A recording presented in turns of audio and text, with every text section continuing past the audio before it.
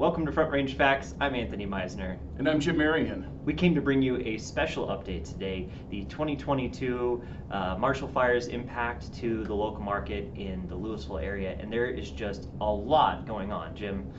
Yeah, we wanted to just, kind of, now that we're here in late March, we wanted to talk about, since essentially this happened at the very beginning of the year, what is the short-term impact been over the last 3 months essentially on the market from a standpoint of inventory levels, price increases, all of that, because we obviously lost 1,000 homes essentially. So let's talk a little bit about what the impact is in the market for that. Yes, we're going to get into this part first, and then we're going to do our normal routine of the national market and everything else. So let's get directly into what's happening in Boulder County and Louisville. Get ready for a ride. All right, so the big part here, this is talking about our average sales prices. Everything you see on the right-hand side of the screen is going to be the Boulder County, and everything you see on the left side of the screen is going to be Louisville. So essentially, Boulder County is up about its 25%, right? Kind of what we've been expecting, what we've been talking about. We're at $1.1 million for a single family home over Boulder County now. It's getting relatively expensive. Well, then you see Louisville, and from this time last year to where we are currently, it's up 41% from 800,000 to over the Boulder County average now. And so, we're trying to have a juxtaposition. Nothing's perfect because Boulder County is taking into account the Louisville data. But Louisville, obviously with 600 homes or so lost in Louisville, has had just a massive impact. Superior was the other town that did as well. But we thought that it'd be good just to illustrate the juxtaposition between Boulder County on average and Louisville itself to really show how extreme things have gotten because of the fires. Exactly, and one of the other parts is the condo townhouse market. So Jim, what's happening here? Well, Anthony, there are a couple things. Number one, you can see that just the sheer amount of jump that we see in that light blue line that you're looking at that goes essentially vertical indicates quite a bit of just rapid impact of people buying second properties who have lost first ones, as well as then just the race for standard buyers to try to get in on the fact that there is a rapidly closing window of inventory available. And then specific to Louisville, there's been a lot more high-end townhomes that have been built in the downtown area, where they've taken lots and they've added on more. So I think part of that also reflects the fact that that average sale price for those is just townhomes specifically has gone up quite a bit because it's new construction rather than resale. And I think a lot of that too is there's just not very many in Louisville, right? Yeah. Louisville is one of those markets that just didn't have a lot of attached units to begin with. So here we're seeing rapid impact to that market. 76% increase in prices. Yeah, exactly. Pretty rapid, yeah. Yeah, so here we are, look at the square footage price. We're talking almost $400 a square foot now in Boulder County. That's up almost 20% from last year. You can see the impact in Louisville. Everything 30%. Is kind of elevated a little bit more. And that's actually increasing, pretty substantially. And we expect to kind of see that continue, right? Yeah. Because we've really just seen the first month's data that's actually impacted by the fires. And I think just from a long-term perspective, when there is going to be rebuilding that's going to be occurring, whether it's townhomes or single family, long-term it's going to continue to rise because that new construction cost is significant. There's a lot of things like zero emissions regulations, zero waste regulations that Louisville's adopted for newer construction. So all that plays a role in the price per square foot always increasing. Yep, and so now when we look at the month supply, well, this isn't month supply, this is actually just supply of inventory. Yeah. Boulder County went from essentially 1,041 listings to 141 listings. And over the course of the last 2 years, we've had a deficit of 900 active homes on the market. And what does that really mean? That just means that buyers are having to compete with less and less homes available. So when we see the market starting to contract a little bit, it isn't actually due to the fact that there aren't enough buyers, right? There's plenty of buyers out there. We don't have enough homes for sale, and this made that more extreme, and you can really see that on the Louisville side. Well, the Louisville side is just clear. I mean, you went from 2019 having about 55 listings, right now this time of year in Louisville.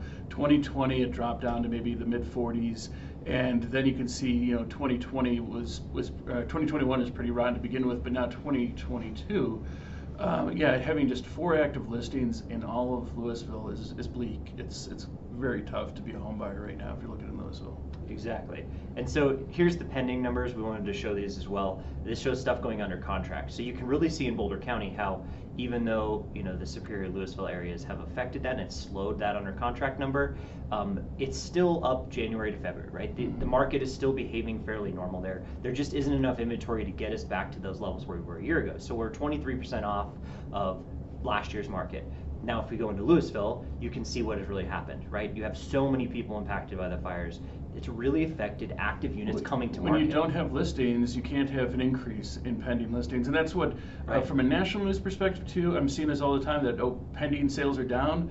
They're not down because there's less demand. They're down because there's less to buy. It's a very simple equation here. Yeah, and the under contracts and the actives are really directly affected by the fact that you have a lot of people that entered the renter pool, and a lot of people rented houses out for month to month or whatever, and said we'll sell these later. So that is a direct impact immediately in the Louisville and Superior markets that has really, and specific to that, Coldwell Banker, basically also did an analysis where we looked at in any given year, how many, since 1,000 homes were burnt down, how many of those would have been listings for the year? And we estimate that we lost 53 listings for the year just on the inventory that was lost to the fires. So it's not a surprise to see pending listings down. It's not a surprise to see less listings available, partly due to just that reason alone.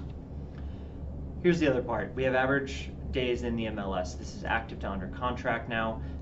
Essentially, in Boulder County, we're at 20. 20 is hyper fast, right? I mean, we're talking, it may not seem as fast as you feel it in the marketplace, but when we were a year ago sitting somewhere around that 35 mark, and here we are at 20, it's 42% faster than it was a year ago, and you can really see just the extreme swing in the Louisville markets too, because any houses that are for sale now are under, they're a hot commodity. Yeah, and we're basically, putting the home as coming soon in a lot of cases, and then marketing it as active a few days before showings begin, and then there's usually a few days between the last showing and when we get it wrapped up under contract. So there's not very many days of actually going out there to look.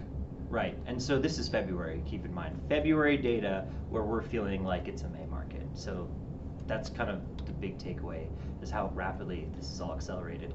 Now, the one thing that we know specifically in Louisville and Superior is the market is so much more competitive, and anyone that could get out there and buy has really competed and moved that price point up. I mean, you can see 111% list to sale price. This type of a market only happens in these type of extreme conditions, right? So even though Boulder County is at 105%, that's insane, right? This is like what we experienced last year in the peak of the spring season, and here we are in February experiencing that market, and then Louisville. Well, this is, I think, a beautiful graph for two reasons, Anthony. One is, when you look at Boulder County as a whole, and like you said, we're basically at May with what we saw last year. And I think May was like 106.3, so I think we're just a little bit under that amount. But then when you look over at Louisville, I mean, it's just dramatically above that May level from last year, and look at the previous years in comparison too. It's just red hot market. Yeah, I mean, I think there's ever was a time to time the market and sell a home, if it was Louisville or Superior, I would say any day now would have been the perfect time to list a house, right? Because there will not be another market like this. Like this is a once in a lifetime experience for sure. I'm Anthony with Land Title. We're going to get into the rest of our podcast here in a second, where we go through the national market, the Colorado market, the other local markets here in the the Denver metro area. You can always reach me on my cell phone if you have any questions. 303-968-9868. And I'm Jim Merrion, Realtor here at Coldwell Banker. My phone number 303-548-0243, and I can be reached also via email at jim@ourcoloradohomes.com. Don't forget to catch us on our other podcast, Get Real with Blockchain. We've really been ramping that back up. We're going to get some podcasts out for you this year, so we want to make sure we stay in tune with what's going on there. All right, Jim. So, what is this? Well, I think it bears some just repeating. We've been saying this mantra for a while, haven't we? We're consistent people. We are consistent. But the fact of the matter is, we just showed you a lot of very crazy statistics that show a rapidly increasing market, and inevitably you're going to be thinking, oh, this is a bubble. This has got to stop. This is crazy. This is a market rising situation. It's not a bubble. It's the entire water level of the lake rising. It's not the bubble coming up on top that's happening. Right. And we wanted to just show you a few national pictures from some different stats that really help to nail that point home. Yeah, and I think the big takeaway there is we showed you the most extreme markets in the country, right? Louisville being the most extreme market in the country probably at this point. Yeah. To here we are on national data that supports exactly the thesis we've been talking about, how we are not in a bubble, right? So look at this. Homes are more affordable today than in 2007. Yeah, our income has increased. I mean, when you look at just national averages, maybe years, you don't feel has, but when you look at all the national averages, everybody's making more money than they were back before the crash happened, and we have less of our share of our income now going towards paying for our primary housing. By 20%, yeah. Right? I mean, that's a big number. It is. Yeah, and the other thing too is everybody back in 2005, 2007 period was using their homes as personal piggy banks, was basically doing mortgage applications. They were just doing stated income without anyone actually looking at it. And we had a lot of lenders, essentially lenders were not licensed back then, so they didn't have real high standards. Anybody could get into the business, and they were just throwing money at people. So this is a very clear picture as to why this market is extraordinarily different than it was before the crash, and that is because we're not giving money out to anybody who says they make $1 million. We actually look into their assets, we look into their income statements, we do due diligence, which is what you should be doing when you're lending large amounts of money. And decent credit scores. People who actually pay their bills are getting loans now, so that's a big deal. That's a very important thing. And then when we go into the foreclosure situation, people bug us all the time. Hey, can I get a foreclosure list? Hey, let's go get a deal on a house, right? Yeah, Jim, yeah. We're dealing with this all the time. This is always it puts a smile on my face, just because the fact of the matter is there's very few homes that are distressed that go on the market. 38,000 last year went on the market across the entire country. So why is that? It's because we all have a lot of equity in the homes that we own. The market nationally has gone up quite a lot. Everybody's sitting, I think half the people in the country have 40% equity in their homes. So, even if you're in financial straits, you can refinance, you can sell your home, you could do a home equity line of credit, so you can pull money out to pay those kind of bills. And that is that fail-safe for people. And not to mention that even though we had this forbearance of mortgages and people were not paying it, it doesn't equate now to like a large wave of people. In fact, there's only, I think, 600,000 of the almost 3 million borrowers right now that are actually still behind on payments. So the rest of them were able to all catch up some way, shape, or form, or refashion their loan. Yeah, and then here we are. Well, I've been speaking for a very long time on supply, right? Mm-hmm. You really have to watch the supply line. And this is why. When we were in our last bubble in 2008, right, we had 9 months of existing inventory on the market. I mean, that means if no one else purchased a home, or no one else put a home on the market, it would take 9 months of current buyer behavior to absorb all of that inventory, right, on a national level. I mean, that's millions of homes on the market. And we, historically, we've always said that 6 months is a balanced market where there's equal number of buyers and seller flow that's occurring. And as you can see here, I mean, essentially, we haven't had that since, 2012 or so in our marketplace, but you can see how it's just been dropping and dropping every year. And we're starting nationally with 1.8 months of supply, nationwide. And that even includes small little towns like Corning, New York, which have plenty of properties for sale.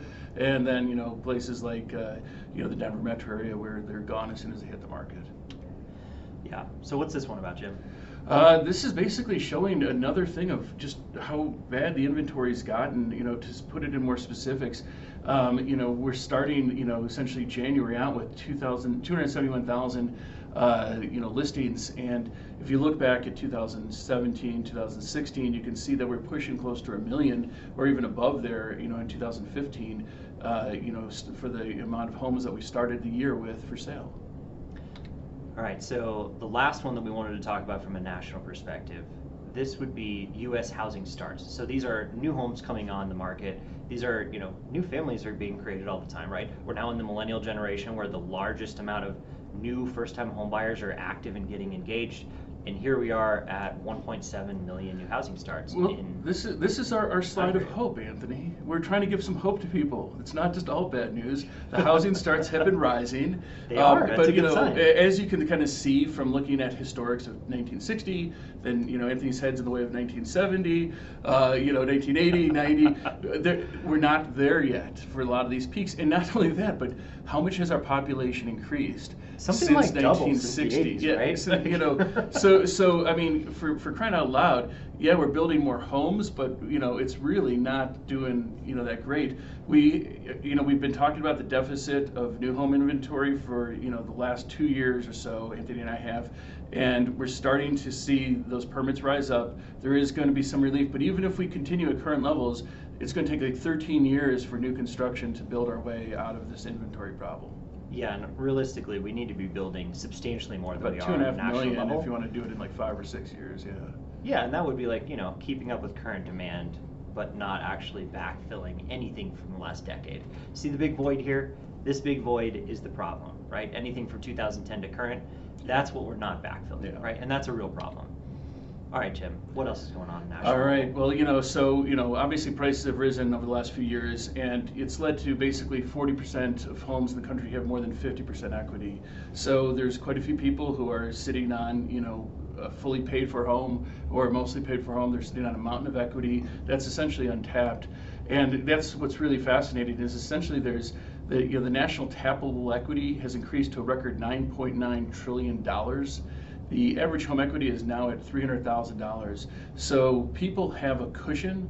Even if the market were to drop tomorrow for some reason, let's say 10%, that's obviously a huge drop, and it's something that none of the supply indicates could possibly happen in light of all the demand. But there's that cushion that was not there when people were doing interest-only payments back in 2007 and 8 to get those loans. So there's a massive amount of untapped equity that people could tap into if they want, but they're not using it as a piggy bank. They learned their lesson about what 2007 was all about. Yeah, $10 trillion is a lot of money they could be active and out there in the marketplace. So we've got quite the safety net these days from the average homeowner. Yeah, and Redfin does a market analysis as well, and basically too, the other problem with the supply issue is the fact that back in 2012, the average homeowner was living in their home for about 10 years, and now they're living in their home over 13 years. So it's causing some serious problems with the flow of new inventory on the market. And Redfin found that 33% of households nationwide were headed by someone who is 65 or older in 2019, up from 28% only in 2012. So this is good news again, trying to give you a little bit of good news here. As that population ages, they are going to want to find alternative housing at some point, whether it's just having a main floor master situation or moving into assisted living or whatever else. So we're starting to see the population age that's holding on to their homes, and at some point over the next decade, they are going to start to sell those in a larger volume than they are today. Yeah. Well, showing time is the other indicator that we look at on a national level to really just see where's the market going, right? I mean, we look at showings and we say, okay, this is like our 60, 90 day out view of what's taking place and how is consumer behavior changing. The only place that actually is down in showings would be the West, our region. Mm-hmm. Everywhere else is still up, and it's been up every year since we've been doing this podcast, which is astronomical to me. The fact that it's down 13.6% in the West really just shows you the supply shortage out West. Yeah, it's less of a demand, Right. type of item, and that's, typically showings do indicate demand, but in this case it works against itself because Right. A, there's just so many less homes, and B, there's so many agents who are still not allowing concurrent showings, so it's almost impossible in some cases to book a showing because there's so many agents trying to book showings that half the agents aren't even able to get into the home. Yeah, when we're seeing agents complain about not being able to get into houses, it's definitely not for lack of trying, right? And that does actually dictate how those showings have come down, really. I mean, if you still can't get access to a home to show it to a client over the weekend, it's not for lack of buyers, right? Yeah. And usually we follow this because of the buyers. So obviously, no concerns here. All right, let's get into the Colorado market. I'm Anthony Meisner with Land Title. You can always reach me on my cell, 303-968-9868. And I'm Jim Merrion, realtor here at Coldwell Banker. Phone number 303-548-0243. Let's talk a little bit more local now. All right, so what's going on in the Front Range, Jim? This is nuts, Anthony. I mean, 80% of all homes in the Denver metro area are under contract in under 2 weeks. That's just wow. Yeah, I don't know we what thought the last words year to was say. bad, but Yeah. whew. So, folks, if you're trying to find a home, it's a Thursday through Saturday game. If you're not in the door one of those 3 days, it's probably going to be under contract by the time you try to want to see it on Sunday. And nobody's putting homes on the market on Monday or Tuesday unless they're kind of stupid. So it's Thursday through Saturday, folks. Yeah, pretty much. All right, so in January, each home sold in the city of Boulder, showings were on average 17.33 times. That's what, the fifth highest showing activity for a city in the entire nation, according to showings. Top 5 Boulder, most number of showings, top 5 number of showings per home in the nation. And so this is showings per listing ratio up 32% year over year. So which was already high, right? Like, yeah. This is ridiculous. I mean, partly Marshall Fire, partly just the fact that inventory is so rotten. And the average cost of a home in the Denver metro area now is almost $740,000, which is the highest number it's ever been recorded. Just a huge leap in bounds over the last few years with that. Yep, and so we talked about a little bit about the under contract rate and just the price people are paying. So let's skip over that for a second and let's kind of move into Denver Metro here. So here we are. This is essentially our month-end listings versus month-end closings, and you can really see that inversion of those two lines, right? Well, yeah. And this has created a lot of. I mean, this is beautiful just because of the fact that it goes back, a good decade with data, and so here we are, with the yellow being the month-end active listings, and that kind of tealish line being the month closed, listings, and as you can see, the inventory has been since about 2014 dropping like a rock, 2013, and we are scraping the very bottom of the barrel right now with the number of active listings. And as you can see with the fact that the teal line is month-end closed, meaning homes that have actually sold, every home going on the market is meeting a buyer quite rapidly here. Yeah, the amazing part to me, and where we are at the bottom of the barrel in inventory, is that we're still seeing so many under contracts, right? We're still seeing so many closed homes, and that number is still way above where it's been over the last few years. This year versus last year, yes, we'll probably be down. But in comparison to history, it's amazing how many buyers are pushing things through so quickly, and we're still seeing just this rapid number of sales that we're really not used to. Now, here's a slide that we've been showing every month for probably 2 years now. But essentially, this is the impact on the total number of showings based off of that first month in January. So how much are showings up versus this time last year? How much are they down versus this time in 2020? You can see the big dip that shows on this graph. That would be the shutdown, the national shutdown for COVID. So here we are, where really what I like to compare this to, and at this point, is where are we at versus last year, right? And here we are in Colorado. This is a Colorado-specific slide, where we're substantially lower in showings, but we're not seeing the volatility like we were a year ago, right? Holiday weekends and all these other things were really dictating showings last year in 2021. This year, people are forced to keep shopping, and the number of showings has decreased with inventory, right? Absolutely. All right, so what about the state of Colorado here? Yeah, just overall, looking at all inventory new listings for the market, we're down 11.2%, from a year-to-date perspective, and that's impacted the under contracts as well because that's down 9%, and of course it's going to also impact the sold, so 7.3% down for single-family homes. Not a big surprise there, and I think that correlates well then, of course, Anthony, to the fact that the median and the median, the average sale price, obviously is going to increase when there's less inventory. Less supply, high demand, obviously is going to increase prices, and that's why you're seeing that median sale price be almost 19% increase. Yeah, with 0.5 months of inventory statewide for single family. And we pop over into condo townhouse, it's even more extreme. Yes. Yay! So 0.4 months of inventory in the condo market. We do have that year over year change up basically 12.3%, down 12.3% new listings. Under contracts are suffering because of that. They're down 16%. Sold listings are down a little bit more than that. But look at that price is soaring because there's so much demand, even though there's no supply. Up 20% in average sales price for that condo market. Now, if we go over into new listings, this is new stuff coming on the market. it looks like we're still actually seeing quite a bit of inventory coming on the market in Colorado, right? Mm-hmm. Yeah. Yeah. I mean, it's there, it's bumping around, but it's much lower levels than it should be, obviously. But year to date now we're at a negative 18.0%. It's kind of small to read on that townhome condo market, but it's down quite a bit. Yeah, exactly. Now the percentage of listed sale price, we've talked about the bidding wars a little bit, especially in that Boulder, Louisville market, but this is statewide.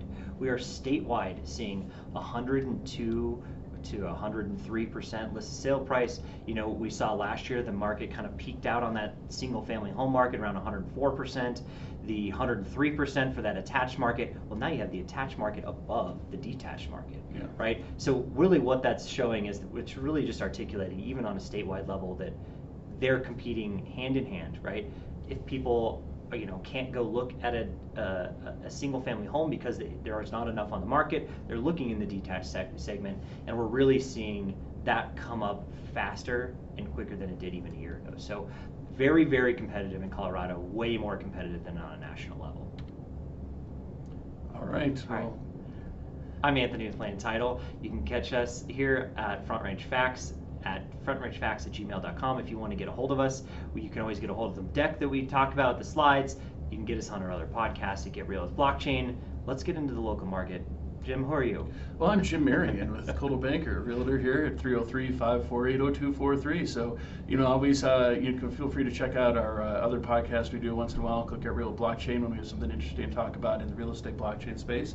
But otherwise, we just want to dive into a little bit more of the market.